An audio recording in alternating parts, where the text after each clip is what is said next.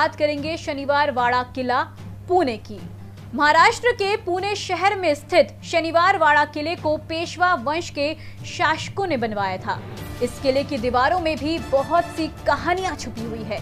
यहाँ सैकड़ों साल पहले जो कुछ हुआ उसे सुनकर आज भी लोगों की रूह कांप जाती है।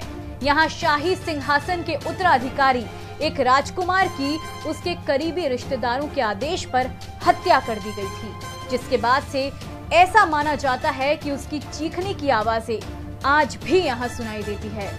इसी कारण लोग सूरज ढलने के बाद यहाँ आने से डरते हैं। छठे नंबर पर हम बात करेंगे कुलधरा गांव राजस्थान की। कुलधरा को राजस्थान में भूतों का गांव भी कहा जाता है। ये भारत की सबसे डरावनी जगहों में से एक है। ये अनोखी और रहस्यमयी जगह कई लोगों के लिए आकर्षण का केंद्र भी बनती है। ऐसा कहा जाता है कि इस गांव में आने के बाद हर कोई उदास महसूस करने लगता है। आप यहां रहने वाले उन लोगों की स्थिति का अंदाजा इसी बात से लगा सकते हैं कि उन्हें रातों रात अपना घर छोड़कर जाना पड़ा था। इन लोगों के साथ 84 अन्य गांव के लोगों ने भी अपने घरों को छोड़ दिया था। इस गांव के डरावना होने के पीछे की कहानी ये है कि यहाँ एक सालम सिंह नाम का दीवान रहा करता था। उसने टैक्स इतना बढ़ा दिया था कि गांव के पालीवाल समुदाय का यहाँ रहना काफी मुश्किल हो गया था। केवल इतना ही नहीं बल्कि इस दीवान की नजर समुदाय की लड़की पर भी थी। वह उस लड़की से शादी भी करना चाहता था, लेकिन समुदाय के लोगों ने इससे साफ इनकार कर दिया था। तब दीवान ने कहा कि अगर शादी के लिए समुदाय वाले नहीं माने तो उन्हें घातक परिणाम भुगतने पड़ेंगे।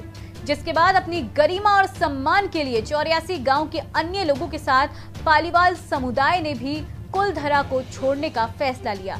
अपना घर छोड़ते समय ये लोग काफी दुखी थे। जाते हुए उन्होंने ये शाप दे दिया कि इस गांव में कभी कोई नहीं रह पाएगा। आज तक यहाँ कोई नहीं रहता है। 7वें नंबर पर हम बात करेंगे डिसूजा चौल मुंबई की। मुंबई के महिम में स्थित डिसूजा चौल को भी डरावनी जगहों में से एक माना जाता है। यहाँ के स्थानीय लोगों का कहना है कि दशकों पहले एक महिला दुर्घटनावश यहाँ कुएं में गिर गई थी, जिसके बाद से ही उसकी आत्मा चौल के आसपास घूमती रहती है। हालांकि इसके साक्षात प्रमाण नहीं मिले हैं और ये कहानी सच्ची है या नहीं इस बारे में कुछ भी स्पष्ट नहीं कहा जा सकता। लेकिन चौल में रहने वाले लोग सूर्यास्त के बाद घरों के अंदर ही रहते हैं। जिस तरह से दाल में तड़के की जरूरत होती है, इडली को खाने के लिए सांभर की जरूरत होती है, वैसे ही देखने के लिए खबरें नॉर्मल ही नहीं हटके भी होती है। ऐसी ही हटके खबरें जिसको देखकर आपकी आंखें हो जाएगी दंग और आपके कानों को चाहिए होगा ईयरफोन्स का संग। तो जल्द ही लेकर आ रही हूँ जरा हटके खबरों का साथ ओनली ऑन PTV हिंदुस्तान।